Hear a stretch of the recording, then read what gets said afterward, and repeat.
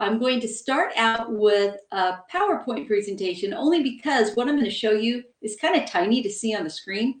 So I'll do a little bit of a introduction to you on that, and then I'll pop into Word and show you how this little tip works, and then we'll also pop into PowerPoint.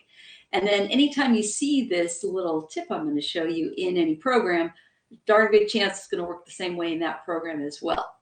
Alrighty, so let's get started. I'm going to go ahead and stop sharing my screen here, and I'm going to show my PowerPoint presentation. So here we go. And there you go. So I'll start out, first of all, just as a quick little reminder, if you like these tips and you want to have like a follow-up email after the tip that goes into a little more detail or reviews what was covered, then you can come on over to our site at virtualinstructor.com and sign up for the reminder. Then you'll also get a reminder the next, like an hour before next Monday on whatever the topic's going to be. And next week, I'm going to be talking about PowerPoint animation tips, which are kind of fun. And then the following week, if you haven't started working with pivot tables in Excel, I'm going to give you a little introduction to that. People are so afraid of pivot tables, and once you see how easy they are to use, you'll be like, are you kidding me? How come I haven't done this before? And then on August 2nd, there's a cool new program that's called and so it's app, and it allows you to do some really fun effects in your videos, and you can also use it on Zoom. So those are the upcoming topics I'll be talking about. Just a quick reminder, if you are interested in finding out about the Monday Lives, you can just go to our website. Right on the front page, you can click on the Monday Live calendar. All right, let's pop into today's topic, which is talking about some quick way to format paragraphs of text in Word. So if you're not familiar with this, first of all, let's make sure you know how to find this. So if you work on like a laptop, then what you see on the ribbon might be slightly different than if you're working on a desktop. So the top example is, well, in either example, you're going to want to go to the View tab. So here I have them both highlighted or a little circle around them for the View tab. Then if we go to the next one, if you're working on a laptop, then to find the little tool, the little checkbox that turns on the ruler, which is what you need to have in order to do this little shortcut, then you're going to look for this icon, click on it, you'll get a little drop down, and then you'll put a check on ruler. Now, if you're working on a desktop, when you go to the View tab, you'll automatically see the check for the ruler. So just check that. Now, as soon as you do that, then it adds a ruler to your Word document, or again, if you're in PowerPoint and you're in a text box, you're going to see the ruler. The part on the right is known as a vertical ruler. We're not going into that one today, but the top is the horizontal ruler, and that's the one that we're going to talk about today.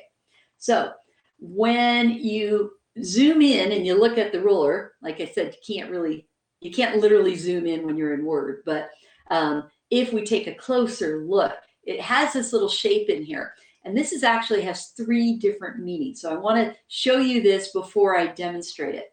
So the top little triangle, that adjusts the very first line of text in the paragraph that you're working on. It doesn't do anything to any of the other lines in that paragraph. Then the second little triangle is known as a hanging indent, and that adjusts all the lines except for the very first line in the paragraph.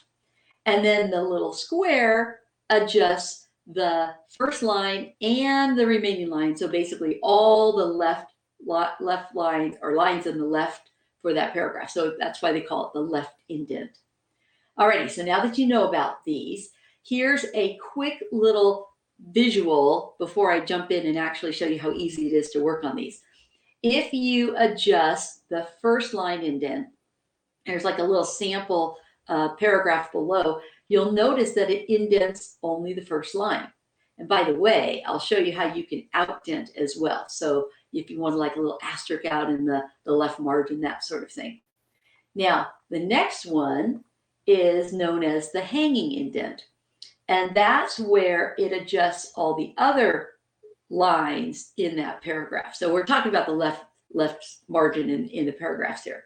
And that's how you can get an effect of an outdent. So that's kind of cool.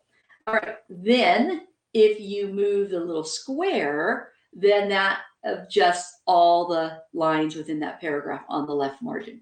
So just wanted you to have a quick overview on that. Now we're going to go test it out, but I'm going to show you something called an Easter egg. So if you haven't heard about Easter eggs, they're little codes that are not really published that do different things. So in this case, in Word, a great little Easter egg is the equal rand, R-A-N-D, open close parentheses. What that does is it gives you like 3 or 4 paragraphs of text, so you don't have to type it yourself. So if you're testing something out and thinking, I want to try this command, and you don't feel like doing a lot of typing, this is a great little trick. So, all right, so I'm going to pop over to Word right now. So I'm going to minimize my PowerPoint at this point. And now we're going to pop over to Word. So you might notice I've zoomed in, but up on the ruler, there's those tiny little markers. So what I'm going to do is I'm going to use that Easter egg. So I'm just going to type in equal, R-A-N-D, open, close parentheses, and I'll hit enter. And this will give me 5 paragraphs. So depending on what version of Word you're using and whether you're on a Mac or a PC, when you do this, you'll get a different set of text, but you still get several little paragraphs that you can play with, which are kind of cool. Alrighty, so I'm going to start out with the very first paragraph. So all I did was move my cursor. By the way, I don't have to be at the beginning. I can be anywhere in that paragraph. And up on the ruler, I'm going to move my mouse pointer up to the little triangle at the top. See what I mean by it's really kind of tiny? So I'm going to hold down the mouse button and watch as I drag it in. See how I can actually drag that first line in? And you can also drag it out if for some reason you wanted it to go to the margin. Just be aware, little tip. If you go all the way to the end, most printers, they always have about a 1/4 inch margin on any side. So probably don't want to go too far over there. Okay, so this is an example of the first line indent. And notice how it did not indent any of the other lines. All right, now I'll go down to the next one. Oh, hey, nice to see you, Joseline, and I see some other people here. Nice to have you here. I'm glad somebody likes the Easter eggs. They're great little shortcuts. All right, so now I'm going to do the lower triangle, which again is kind of tiny to see, but this one is called the hanging indent, and I'll just position my mouse pointer there. Whoops, I didn't go far enough. See how if I go, it's really close. So you got to look at the little tooltip to make sure you get the right one. I'm going to hold down the mouse button when I have the hanging indent. I'll drag it in, and I'll just pick about the same margin. And notice how the first line's left alone, and now all the other lines are indented. Alrighty, so the last one. And in this case, when you move on to the little square, and you want to see, make sure you get the right tooltip. When you move on to that little square, this will move both those triangles together. So I'm going to click and hold, drag it in, and this adjusts both of those, the very first line and the other lines. Super fast way to do some editing. And by the way over at the far right, there's only one little triangle, and that's the one that adjusts the right margin. So if you ever want to do that. Alrighty, so hopefully that was something new or something helpful for you. So what I'm going to do now is I'm just going to pop over to PowerPoint, and in PowerPoint, in fact, I'm going to kind of cheat. I'm going to go ahead and move this back.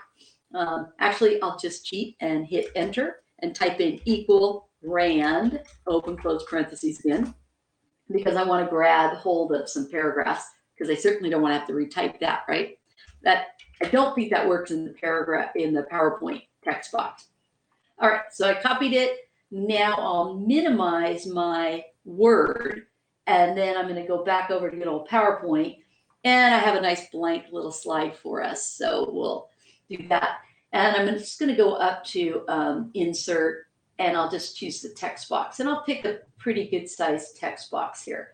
Now you might notice I have the ruler showing. I'm just going to paste this in. So I'm just going to do Control V and paste it in so you have some text to play with. Just to show you, just like what I showed you with Word, if you go up to the View tab while you're in PowerPoint, just want to make sure you have a check on that ruler. So it's the same sort of thing that you had when I showed you it in Word. Alrighty, so just like before, I'll move to the first paragraph. You get the same little shape, so make sure that you position it on the top one. And I'll click and hold, and I'll drag it in, and notice how it only indents the first line. So the whole point of showing you it in PowerPoint is to show you that once you understand this concept, if you see this anywhere, it's probably going to work the same way in whatever program you're in.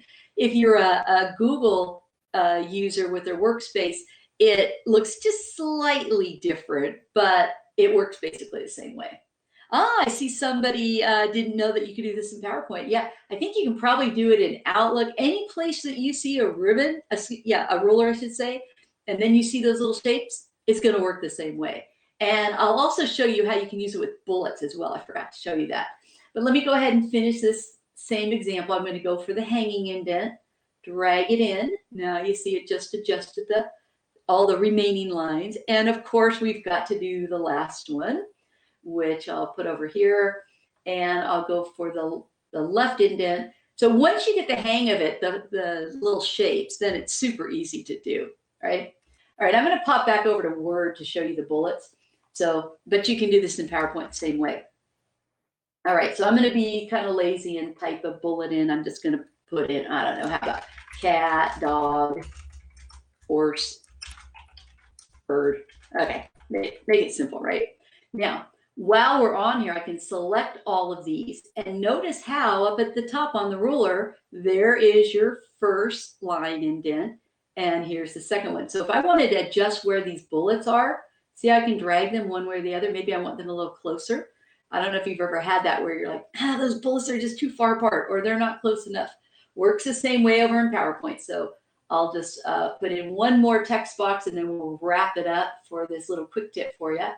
I'll just go over to Insert, put another box there, turn on the bullets, and I'll just be real creative. 1, 2, 3, right? So just like before, you can just select that, select the text. Whoops, got my cursor in there. And then once again, I can adjust where those bullets are going to show up. So hopefully that gives you some ideas on how to use this nice little tip. And I am going to go back over to my PowerPoint slide, and I have one more thing to show you. So we'll go back over to current. So if you like that little tip, and like I said, you want to make sure you get our other tips every Monday. I'm only going to go about 15, 20 minutes max because I know you're all busy. But if you like that, then you want a little extra tip. So today's email, if you sign up and you aren't already on the list, then you'll get little pictures and a little reminder of these 3 different tips I just showed you. You're already on the list, you're going to get the same thing. So once you're on the list, then at the end of every session, about an hour later, you'll get an email that has a recap of whatever I covered. Thank you so much. Hey, Amy, it's nice to see you there. Thanks so much for joining me on this quick tip for the Monday. I hope you're able to apply it this week and start reclaiming some of that valuable time so you don't have to spend as much time working in the software programs. Have a great rest of your day, and I hope to see you again next Monday. Bye.